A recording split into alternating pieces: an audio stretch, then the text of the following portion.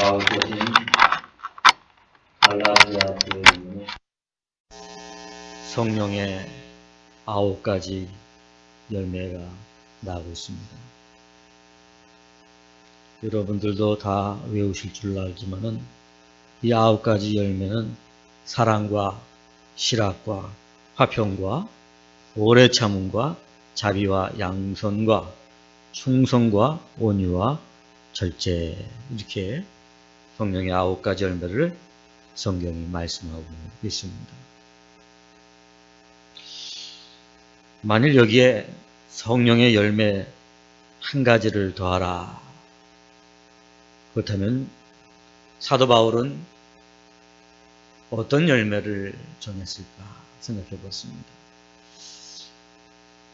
저는 설교를 준비하면서 저도 성령의 10가지 열매라면 그 10번째는 무엇일까 생각을 해 보았습니다.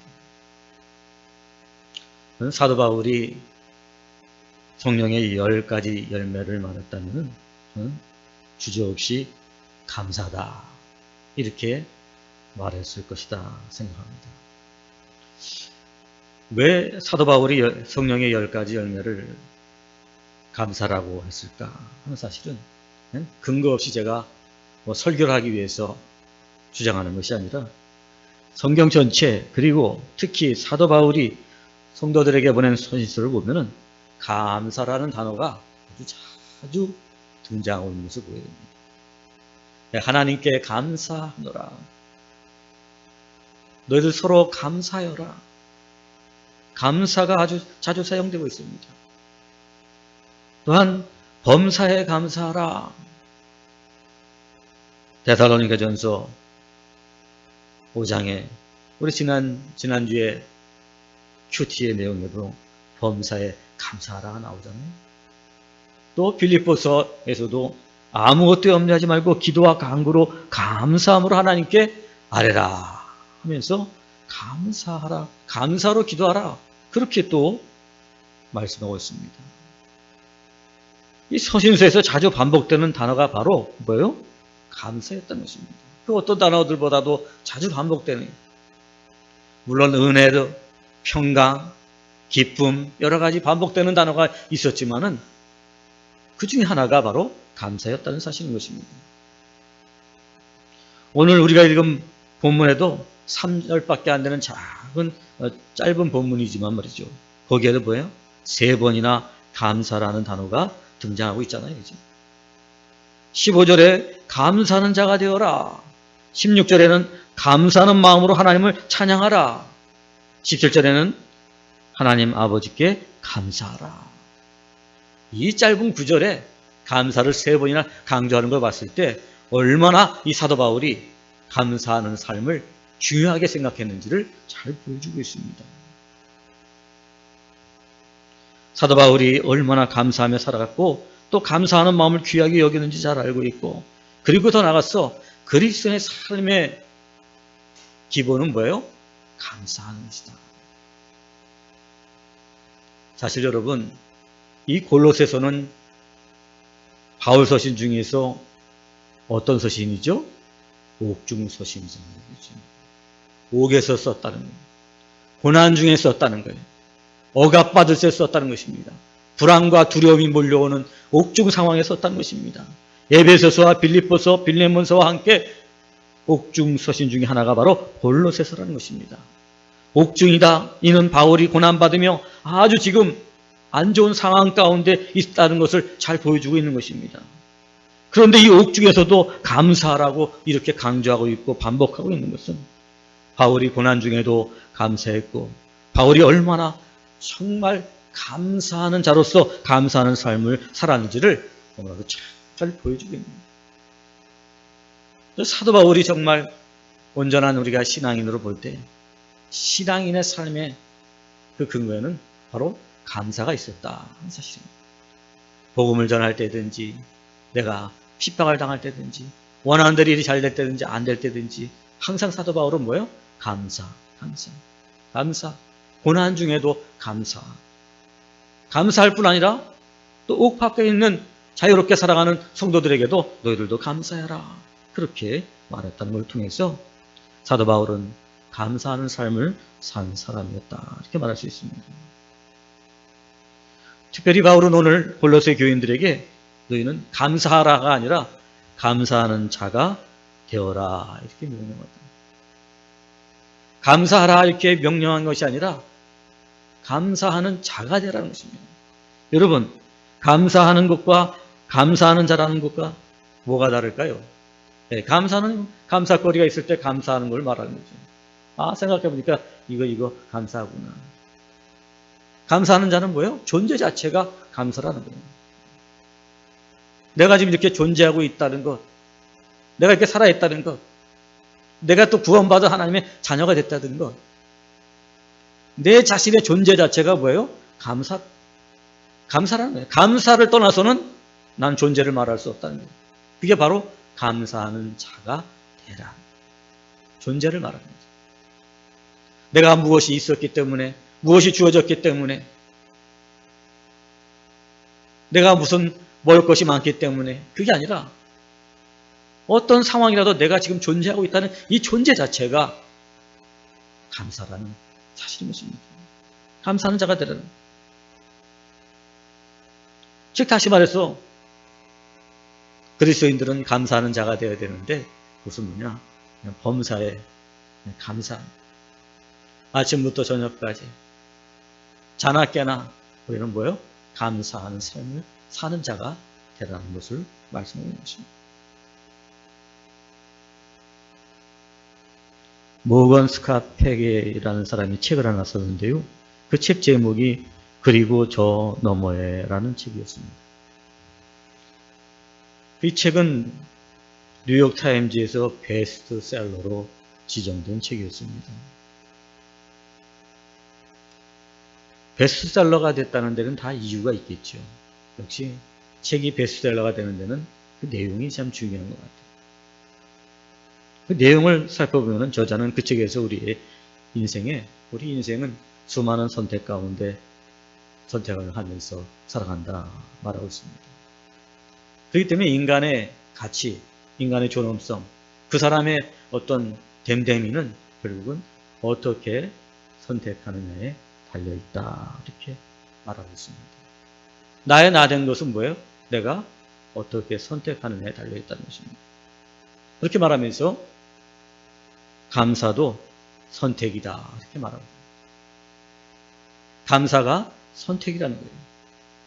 그냥 어떤 상황 속에서라든지 내가 불평하지 않고 난 감사하기로 선택한다는 거예요. 그 감사가 가치 있는 인생으로 만들어 간다고 그 책에서 저자는 말하고 있습니다. 즉 다시 말해서 바울이 감사하는 자가 되어라. 이는 감사하기로 나는 선택했다는 거예요. 상황과 관계없이 내 형편과 관계없이 나는 감사를 선택한다. 오늘 내가 지금 감사할 수가 없어요. 감사거리가 없어요. 고난이 있어요. 문제가 있어요. 위기가 닥쳤어요. 불안해요. 초조해요. 그런데 나는 그 중에서도 감사하기로 선택합니다. 그 감사하기로 선택하는 걸 통해서 그 사람이 감사하는 자가 되었고 결국은 그 감사가 그 모든 불안과 초조, 두려움 그 모든 것을 이기고 승리하는 삶을 살아서 그 사람의 가치를 높여줍니다. 바울은 자기에게 주어진 어떤 상황 속에서도 감사하기로 선택한 거 아니에요. 그죠? 여러분, 옥중이라는 사실이 내가 정말 죄가 있어서 들어갔든 없어서 들어갔든 굉장히 안 좋은 거 아니에요. 그죠? 만약에 죄가 없는데 내가 옥에 들어갔다. 억울한 거 아니에요. 그죠?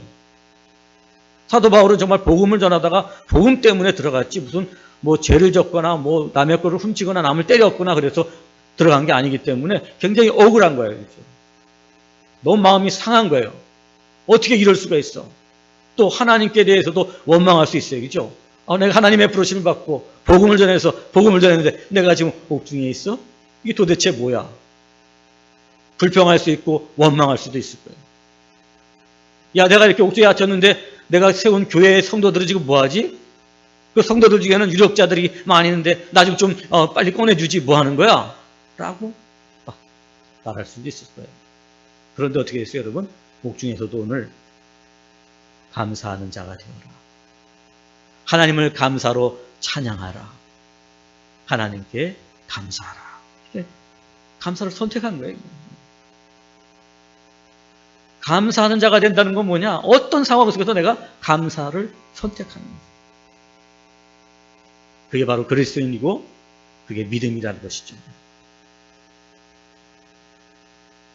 그의 감사로 사도 바울은 비록 옥에 갇힌 별 볼 일 없는 인생이었지만은 그는 어떻게 됐어요?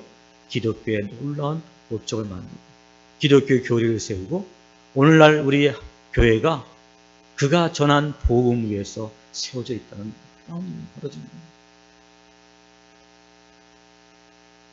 그의 인생을 가치 있게 만들었던 게 뭐예요, 여러분들? 옥 중에서도 고난 중에서도 감사를 선택했다는 사실입니다.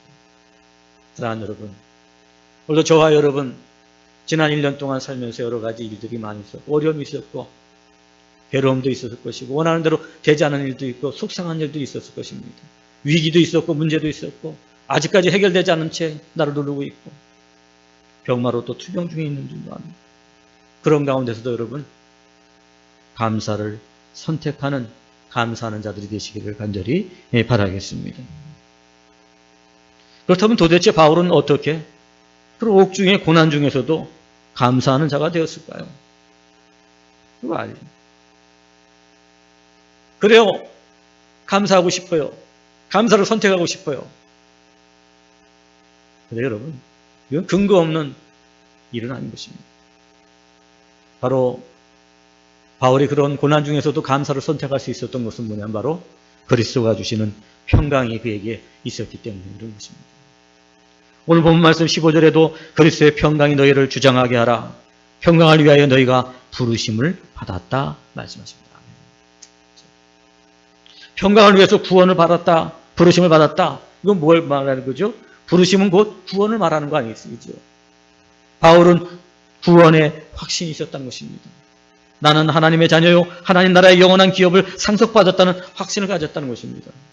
바로 그 구원의 확신이 그로 하여금 평강을 얻게 하였고 그 평강이 옥중 고난 중에서도 감사를 선택할 수 있게 된 거예요.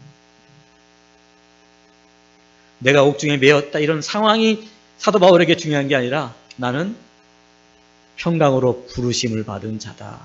사실. 그 평강이 옥중 고난 중에서도 원망을 물리치고 불평을 물리치고 감사를 선택할 수 있게 됩니다. 거기에 능력이 있는 감사의 능력이 바로 거기 평강에 있습니다.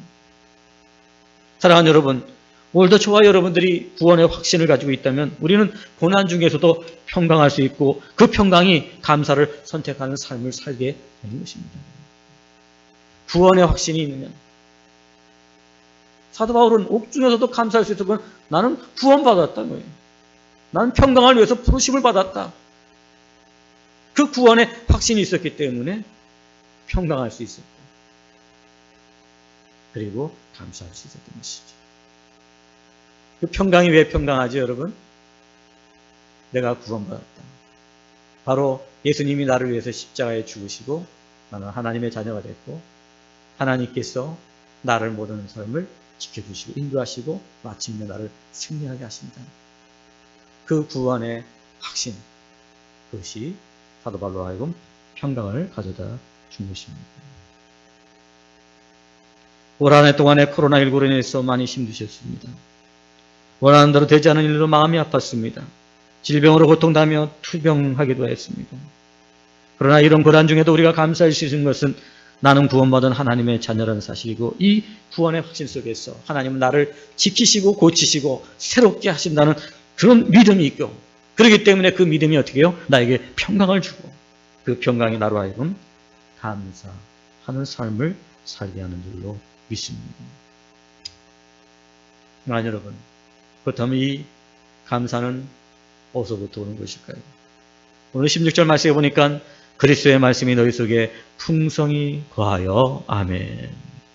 그리스도의 말씀이 너희 속에 풍성히 거하여 라고 말했습니다.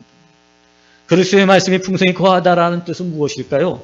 성경을 한 10번, 20번 많이 읽었다는 뜻일까요? 아니면 성경의 지식으로 내가 가득 차고 있다. 나는 창세기부터 요한계시록까지 그 모든 내용을 다 알고 있다. 그런 뜻일까요? 여러분, 성경은 제가 여러 번 말씀드렸지만 성경은 명령과 하나님의 명령과 하나님의 약속으로 되어 있다 말씀드렸죠. 그죠? 명령 아니면 약속이에요. 네. 명령은 어떻게 되죠, 여러분? 순종하면 되는 거예요. 약속은 뭐예요? 믿으면 되는 것입니다. 성경대로 살고 성경의 약속을 단단히 붙잡았다. 그것이 뭐예요? 그리스도의 말씀 안에 풍성이 거한다는 거예요. 말씀대로 순종하고 약속대로 그대로 믿는 삶이에요. 그게 뭐예요? 그리스도의 말씀이 너희 속에 풍성히 거한다. 그런데 특별히 오늘 이 본문 가운데서 이 그리스도의 말씀이 너희 가운데 풍성히 거하다는 것은 뭐냐면은 여기서는 명령이라기보다는 그리스도의 말씀이란 약속을 더 말하고 있는 것이죠. 약속을 말합니다. 그리스도는 우리를 하나님께서 언제나 동행하시고 지켜주신다는 약속이잖아요. 그리스도가. 그죠? 예수님의 다른 이름이 뭐였죠, 여러분들? 임마누엘이라고 그랬잖아요. 그죠? 예수님은 우리들의 새 언약이에요. 새 약속이에요. 하나님께서 예수님을 세상에 보내주시면서 뭐예요? 이 예수님을 믿는 모든 자들과 함께 하신다. 임마누엘의 그 약속이. 내가 그리스도의 말씀에 풍성히 거한다는 건 뭐예요? 하나님이 나와 함께 계신다는 약속이. 그러므로 그리스도 말씀 안에 풍성히 거하다는 뜻은 하나님께서 우리와 함께 계신, 확신하는 거예요. 옥중이든지 어떤 일이든지 투병 중에 있든지 내가 무슨 직장의 문제라든지 여러 가지 어떤 문제가 있을지라도 그럼에도 불구하고 나는 구원받았기 때문에 하나님이 나와 함께 계신다. 확신. 그 약속 가운데 풍성히 거합니다. 사도 바울은 고난 중에도 감사할 수 있었던 것은 바로 그리스도의 말씀 안에 풍성히 거하였고, 이는 하나님이 언제나 옥중에서도 나와 함께 하심을 어떻게 해요? 확신하였기 때문에 그는 감사를 선택할 수가 있기 때문에. 우리가 어떤 작은 문제 앞에서도 흔들릴 때가 있고 불평하고 원망하고 감사가 사라질 때가 있지만 그런 상황이나 어떤 문제 때문에 그러는 게 아니라 이 그리스도의 말씀 안에 풍성히 거하지 못하기 때문에 그리스도의 약속을 붙잡은 어려움이 닥치고 시험이 닥치고 고난당하고 감사할 수 없는 상황이 내게 주어질 때도 그리스도의 약속을 붙잡는 거예요. 그 약속을 붙잡을 때 우리는 어떻게 돼요? 감사할 수 있게 됩니다. 하나님이 고쳐주시고 하나님께서 지켜주시고 하나님께서 마침내 승리하게 하시고 나를 열매 맺게 하시고 지금 내가 어떤 과정을 지날지 몰라도 나의 결과는 승리다는 거예요. 그게 하나님께서 그리스도 예수를 통해서 주신 우리의 약속이잖아요. 저와 여러분은 새 언약의 백성이 됐잖아요. 사랑하는 여러분, 우리가 날마다 큐티하잖아요. 큐티를 통해서 뭘 하는 거죠, 여러분들? 먼저 우리는 하나님의 약속을 붙잡는 거예요. 자꾸 성경이 뭘 하라 그러니까 부담스러울 때가 있어요. 처음에 큐티할 때는 여러분 뭘 하라 그런 걸 좀 약간 제껴놓으세요. 제껴놓고 먼저 여러분이 그 말씀의 큐티의 은혜를 받기 위해서 어떻게 해요? 하나님의 약속을 살피는 거예요. 하나님이 지금 뭐라고 하시는 거지? 하나님의 약속을 붙잡는 거예요. 큐티할 때 우리가 제일 중요한 게 뭐냐면 하나님의 약속을 붙잡는 거예요. 그러지 그 약속을 붙잡을 때 어떻게 내 삶에 위기 오는 거지. 아, 하나님이 지금 나와 함께 계신다. 내 삶이 지금 불안하고 두렵지만 그럼에도 불구하고 하나님 나와 함께 계신다. 그리고 이 문제를 나보다 앞서서 하나님이 나의 문제를 풀어주실 것이다 하는 확신 가운데 약속을 붙잡을 때 고난 중에도 인생의 문제 앞에서도 감사하는 자가 되는 거예요. 그렇죠? 감사를 선택하게 되는 거예요. 우리가 예수를 믿고 그리스도를 사랑하면서도 삶의 현장에서 어떤 일을 당할 때 이 약속을 잊어버릴 때가 너무나도 많아요. 아니, 약속을 아예 그냥 뭘 약속했는지를 모르면서 살아갈 때가 많아요. 사랑하는 여러분, 인생의 어떤 상황 가운데서도 그리스도의 약속을 붙잡는 여러분들 되시기를 간절히 바라겠습니다. 그것으로 말미암아 여러분들이 어려운 가운데서도 감사하게 되고 그 감사가 여러분의 인생을 가치 있게 보배롭게 만들어 가는 것입니다. 다니엘은 왕의 신상 외에 다른 신에게 절하는 자를 사자굴에 던져놓는다는 왕의 조서에 왕의 도장에 찍힌지를 알았잖아요. 그런데도 집에 돌아가서 하늘의 하나님께 하루에 3번씩 기도했습니다. 그리고 더 나가서 놀라운 것은 하나님께 감사했다는 거예요. 하나님께 기도하면 사자굴에 던져주는 위협 앞에서도 어떻게 감사할 수 있었을까 하는 거예요. 정말로 사자굴에 던져졌잖아요. 사자굴에 던져졌을 때 어떻게 됐어요, 여러분? 털끝 하나 상처 났어요. 하나님께서 사자의 입을 봉하셨더라. 성경이 지금 그렇게 말하고 있잖아요. 여러분, 이거 뭐예요? 사자굴에 던져져? 사자굴에 던져질지라도 하나님은 나를 건져주실 거야. 약속이 있잖아요. 왕이 정하는 음식을 먹어? 나는 우상에게 절하는 음식은 내가 먹지 않아. 먹지 않아도 내가 먹은 사람보다 더 내 얼굴에 광채가 나고 내 지혜가 더 뛰어날 거야. 뜻을 정해서 하나님의 약속을 믿고 왕의 진미를 거부한 거예요. 무엇이? 하나님의 약속을 붙잡았잖아요. 사자굴에 던져질지라도 하나님의 약속을 붙잡았잖아요. 내가 너와 함께하고 내가 너를 건지리고 너가 나를 영화롭게 하리라 하는 하나님의 약속을 붙잡았기 때문에 그는 그 왕의 서슬시퍼란 위협 앞에서도 감사하면서 하나님께 하루 3번씩 기도할 수 있게 된 줄로 믿습니다. 그리스도의 약속을 붙잡는 자가 감사하는 삶을 사겠다. 감사하는 자가 된 것입니다. 오늘 17절 말씀해 보니까 무엇을 하든지 말이나 이래나 하나님 아버지께 감사하라 이렇게 말씀하고 있습니다. 무엇을 하든지 말이나 이래나 하나님 아버지께 감사하라. 즉 다시 말해서 뭐죠? 이거는 범사에 감사하라 그런 뜻이에요. 범사에 감사하는 자라는 건 뭐죠? 범사에 감사하는 거예요. 범사에 감사하는 삶이란 어떤 것일까?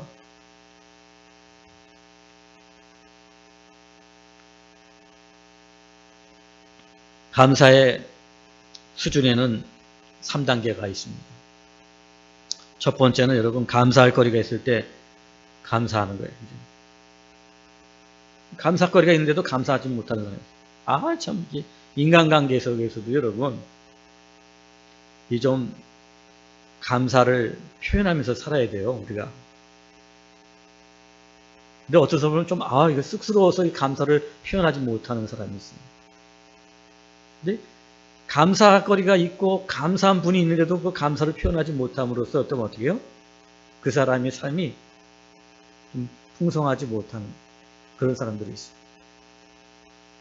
이 사람은 다 좋은데 내가 이 사람한테 이렇게 은혜를 베풀었는데 이 사람은 어떻게 이렇게 한 번도 나에게 감사하다는 말을 안 할까? 참 좀 안타까운 데가 있어요.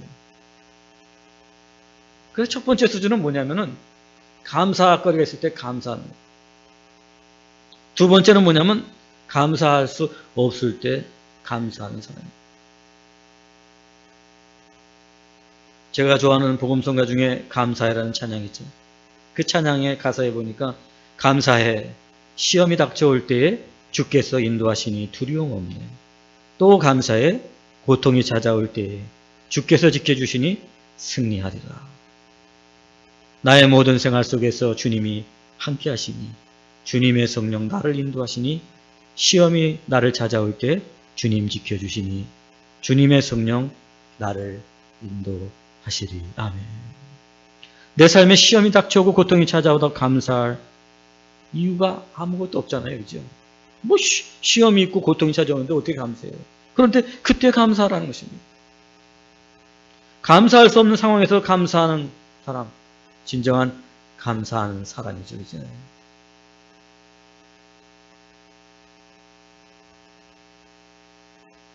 고난 중에서도 감사하는, 아무것이 없을지라도 감사하는 이 사람이 바로 성숙의 두 번째 단계, 감사하는 사람이라 말할 수 있을 것입니다. 마지막으로 최고의 감사는 무엇일까요? 그는 감사거리를 찾아서 하는 사람입니다.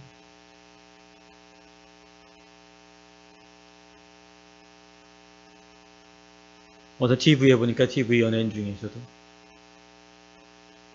뭐 연예인들이라고 다 스타가 되는 건 아니잖아요. 그죠? 어려움이 있고 또 방송국에서 좀 불러줘야 되는데 불러주지도 않고 영화에서도 좀 캐스팅이 돼야 되는데 캐스팅이 안 되고 그러니까 힘들고 어려운 그런 연예인들이 많이 있는 것 같아요. 그냥 연예인 중에 한 사람이 그런 가운데서 참 나는 이제 더 이상 안 되나 보다 좌절하고 낙심하기도 그러다가 자기처럼 잘 안 되는 그러한 연예인들끼리 대여섯 명이 모여서 뭘 하기 시작했냐면 감사 일기를 쓰기 시작했다는 거예요. 그러니까 별의별 감사가 다 있어요. 그 중에는 정말 이 설교 시간에는 좀 말하기 어려운 그런 아주 참 유치하게 그런 감사도 있더라고요. 감사 일기를 쓰다 보니까 감사거리가 아무것도 없었는데 찾아서 어떻게든지 하루에 하나씩 감사 일기를 썼다는 거예요. 그러다 보니까 마음이 편해지고 정말 마음속에 평안이 찾아오고 또 그렇게 되니까 오히려 그것을 내가 캐스팅 될 때까지 기다려지게 되고 그 기다림 속에서 결국은 내가 캐스팅이 돼서 오늘 이렇게 연애 생활을 할 수 있게 되었다. 그렇게 고백하는 것을 보게 됐습니다. 감사거리를 찾아서 일기를 쓰는 거예요. 여러분. 감사 일기를 써본다는 거예요. 최고 수준의 감사. 오늘 이 사도 바울은 최고 수준의 감사하는 자가 됐잖아요. 그죠? 왜 감사한지에 대해서 쫙 설명하고 있잖아요. 지금. 그죠? 감사거리를 지금 찾고 있잖아요. 지금. 어디서? 옥중에서. 감사할 거라고는 아무것도 없는 상황 속에서 감사거리를 찾고 찾아. 그리고 너희도 감사하라. 그렇게 봅니다. 우리 생애 최고해라는 영화가 있는데 이 영화에 직접 불구의 모습으로 출연해 아카데미 나무 조연상을 탄 해롤드 러셀이라는 사람이 있습니다. 그는 사실 2차 세계대전 중에 공수부대 요원으로 전투에 나갔다가 포탄에 맞아서 두 팔을 잃어버리는 불구자가 되었습니다. 참 참혹한 인생, 좌절을 맛보게 되었죠. 나는 이제 쓸모없는 하나의 고기 덩어리가 되었구나 하는 생각을 하면서 좌절과 절망의 나날을 보냈습니다. 그런 가운데서 그는 차츰 잃은 것보다도 가진 것이 더 많다고 생각이 되었습니다. 두 팔은 없지만 두 다리, 그리고 머리, 몸, 다리, 발. 내가 잃은 것보다는 가진 것이 더 많네? 그런 생각을 하면서 내가 이러고 있을 게 아니라 내가 남은 것을 가지고 내가 뭔가를 해야 되겠다는 생각을 가지게 됐습니다. 불구의 몸으로 글을 쓰고 타이프도 치기 시작합니다. 그리고 영화에 직접 출연해서 정성을 다해서 연기도 합니다. 결국 그 해에 그는 이 영화로 아카데미 나무 조연상을 받고 엄청난 상금과 그리고 수입을 얻게 되었습니다. 그가 이렇게 성공하자 어떤 기자가 찾아왔습니다. 당신의 신체적인 조건이 당신을 절망케 하지는 않았습니까? 하고 이렇게 질문하니까 아닙니다. 나의 육체적인 장애는 나에게 도리어 큰 축복이 되었습니다. 만일 내가 두 팔을 잃지 않았다면 오늘의 나는 없어질 것입니다. 그러면서 그는 말하기를 언제나 잃어버린 것을 계산할 것이 아니라 남아있는 것을 생각하고 그것을 은혜로 여기고 행복이 그곳에 있는 것입니다. 그것을 은혜로 여길 때 행복이 거기에 있다고 말합니다. 건강한 사람, 풍성한 것을 가진 사람이 감사하는 일은 쉽지 않다는 거예요. 가난하고 병든 사람이 그 안에서 작은 것을 얻을 때 눈물을 흘리며 감사할 수 있는 것이다 라고 말했습니다. 청주의 어떤 국수집에 부부가 TV에 나왔는데, 이 국수집의 부부는 너무 삶이 어렵고 힘들어요. 그래서 어떻게 하면 먹고 살 수 있을까? 이 부부가 생각하는 끝에 그 청주의 한 골목 안에 있는 작은 가게를 새를 놨어요. 새를 얻었어요. 새를 얻어서 거기서 밀가루 사다가 반죽을 해가지고 국수를 만들어요. 가진 거랑은 그 가게가 다이기 때문에 거기서 이 부부는 방을 조그맣게 만들어 놓고 거기서 부부하고 애하고 같이 한 켠에서 잠을 자고, 그리고 또 일어나면 바로 옆에서 또 국수를 만들어서 그렇게 힘들게 살았다고 합니다. 그런데 열심히 일한 끝에 결국은 돈을 좀 벌어가지고 그 가게를 사게 되었고, 그 가게를 산 다음에 2층에 있는 그 방도 사게 됐답니다. 아무것도 없었는데 이렇게 가게를 내가 이제는 내 이 가게의 주인이 되었고, 거기다가 2층에 살림집까지도 내가 사게 됐습니다. 얼마나 감사한지 말입니다. 그래 그냥 주변에 있는 사람도 손님을 다 데려다가 그냥 그렇게 막 그 국수를 만들어서 그냥 대접을 하고 막 즐거운 시간을 가졌다는 것입니다. 그래서 이 부부에게는 그때를 생각하면 너무 감사하고 너무 좋았다. 그런데 그러고 나서 더 열심히 해서 더 많은 부자가 돼서 이제 그 가게의 윗집이 아니라 아예 청주의 한 좋은 곳에 땅을 사가지고 집을 다 지었다고 합니다. 그러면서 하는 말이 뭐냐면, 근데 이 집을 이렇게 새롭게 잘 지었음에도 불구하고 그때 내가 그 가게를 샀을 때, 2층을 샀을 때 그때보다는 기쁘지가 않다, 그렇게 말하는 것입니다. 참 어렵고 힘들었을 때 그는 조그만 것을 얻었으므로 말미암아 감사할 수 있다. 사랑하는 여러분, 오늘 이 너셀도 그렇고 또 이 청주에 사는 이 부부도 그렇고,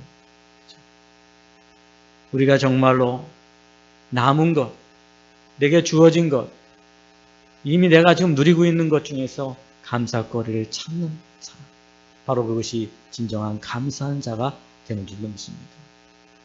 저도 이 말씀을 준비하면서 제 자신을, 제 인생을 돌아보니까 때로는 저도 삶 속에서 원망도 있고 불평도 있었지만 돌이켜보니까 너무 감사한 것들 너무나도 많다는 사실을 확인하게 됩니다.